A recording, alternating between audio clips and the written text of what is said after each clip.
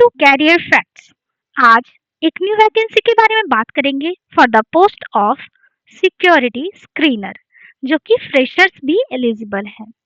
तो ये AAICLAS AAI cargo logistics and allied service company के द्वारा रिलीज की गई है, जो कि पोस्ट रहेगा सिक्योरिटी स्क्रीनर की।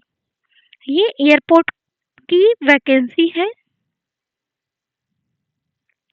तो यहाँ पे number of vacancies for the security screener के लिए बता दिए गए हैं एयरपोर्ट और प्लेस ऑफ पोस्टिंग के हिसाब से, जिसका online date last date of online application रहेगा 8 जून तक।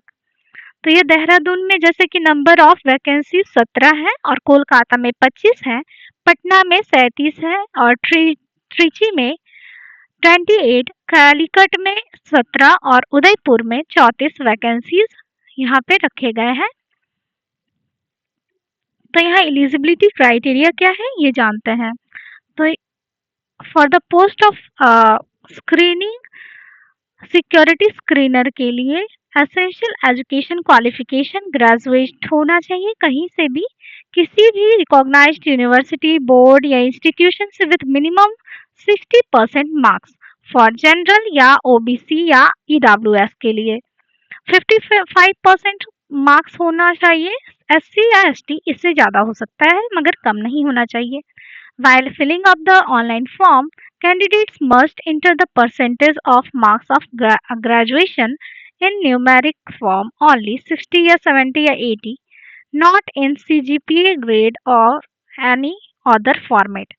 तो यहाँ पे फिलिंग फॉर्म भरते वक्त बताया गया है कि यहाँ पे परसेंटेज के हिसाब से अपना मार्क्स भरना है। यहाँ पे 60 या 70 या 80 CGPA में नहीं भरना है या कोई इसी और फॉर्मेट में नहीं भरना है, ठीक है। एबिलिटी टू रीड या स्पीक इंग्लिश, हिंदी या और कन्वर्सेंट विथ लोकल लैंग्वेज, मतलब आपको हिंदी या इंग्लिश पढ़ने या बोलने की कला होनी चाहिए, तभी आप इसके लिए एलिजिबल होंगे for this post. Security screener के पोस्ट के लिए इंग्लिश या हिंदी कोई ये लोकल लैंग्वेज में भी आपके लिए होनी चाहिए स्किल आपके पास बात करने की या पढ़ने की।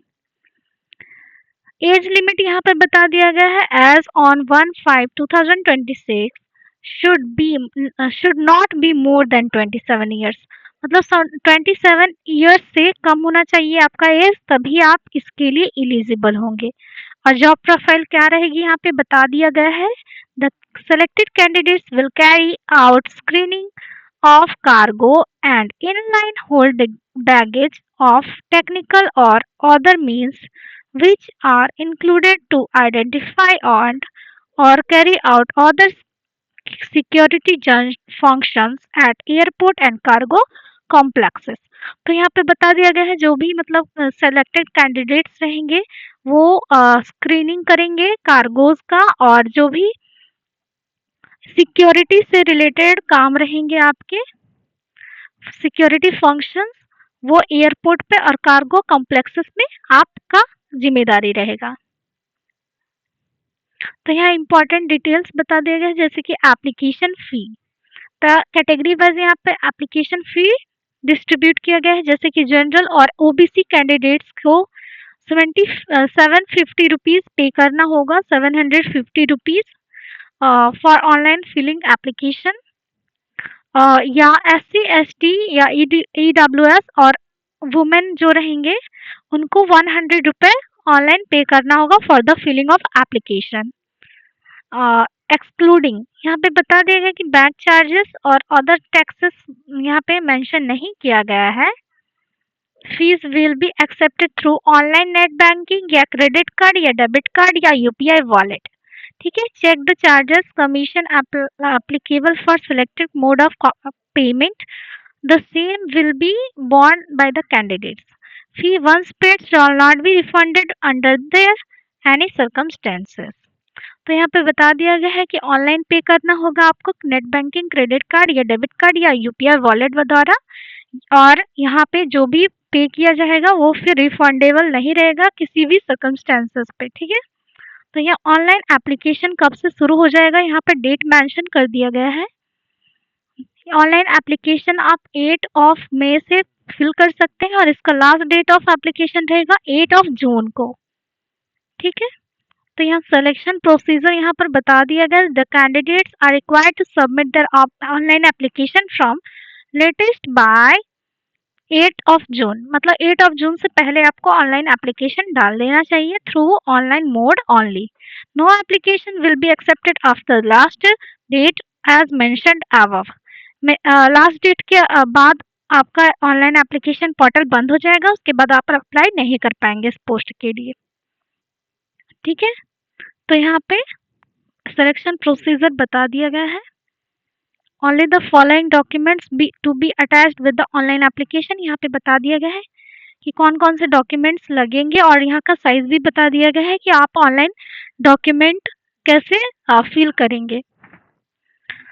मैट्रिकुलेशन या हायर सेकेंडरी सर्टिफिकेट चाहिए, ग्रेजुएशन सर्टिफिकेट चाहिए, degree of provisional degree certificate या ग्रेजुएशन मार्कशीट चाहिए, और कास्ट या कैटेगरी सर्टिफिकेट चाहिए, आधार कार्ड कॉपी चाहिए, attached one recent passport size colour photo चाहिए, और ये 20 केबी से मतलब मैक्सिमम 20 केबी होगा, उससे नीचे ही आप रखिएगा अपने पासपोर्ट फोटो का साइज।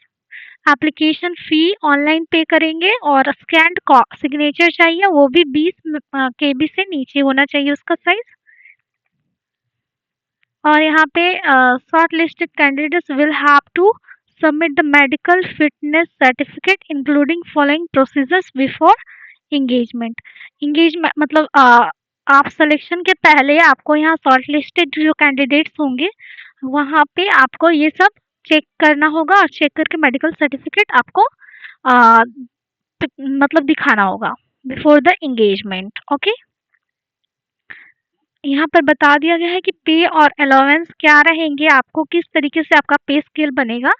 यहाँ पर बता दिया गया फॉर द फर्स्ट ईयर, यहाँ पे मेंशन कर दिया गया है ईयर वाइज, सेकेंड ईयर और थर्ड ईयर। तो ये फर्स्ट ईयर में 30,000 पर मंथ मिलेंगे और फिर सेकेंड ईयर में 32,000 पर मंथ, फिर थर्ड ईयर में 34,000 पर मंथ या फिक्स्ड पर मंथ रहेगा। ठीक है, इन एडिशन टू अबव, यहाँ पे इसके अलावा क्या मिल सकता है यहाँ पे बता दिया गया है। ठीक है, तो आप यहाँ पे आके पढ़ लीजिएगा। ब्रीफ डिटेल्स ऑफ पे एंड अलाउंस यहाँ पर बता दिया गया है, अच्छे से विस्तार में समझा दिया गया है। तो details of training after reporting joining और फॉर सिक्योरिटी स्क्रीनर फ्रेशर।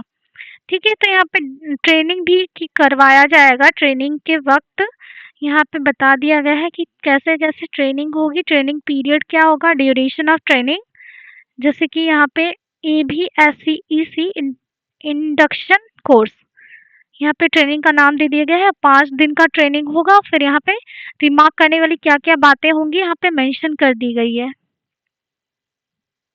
तो आगे बढ़ते हैं और यहाँ जनरल कंडीशंस बता दिया गया है। नेशनैलिटी और सिटीजनशिप इंडियन की होनी चाहिए। अपर एज लिमिट भी बता दिया गया है और रिलैक्सेशन जैसे कि गवर्नमेंट पोर्टल पे मिलती है वैसे ही आपको यहाँ पर भी रिलैक्सेशन मिलेगी। इम्पोर्टेंट इंस्ट्रक्शन भी बता दिए गए for the conduction of examination. और इसके बाद ये पूरा एप्लीकेशन पोर्टल कंप्लीट होता है और एडवर्टाइजमेंट भी कंप्लीट होता है। आप अप्लाई करिएगा ज़रूर। अगर आप एलिजिबल है, ग्रेजुएटेड है from any stream of recognised university, तो आप इसके लिए एलिजिबल है और अप्लाई करिएगा। धन्यवाद। इसी तरीके के हमारे नोटिफिकेशंस के लिए हमारे चैनल को सब्सक्राइब करें ताकि आपको इस तरह का बेहतरीन नोटिफिकेशन मिल पाए और आप अपने सक्सेस के लिए अवेयर हो पाएँ। धन्यवाद।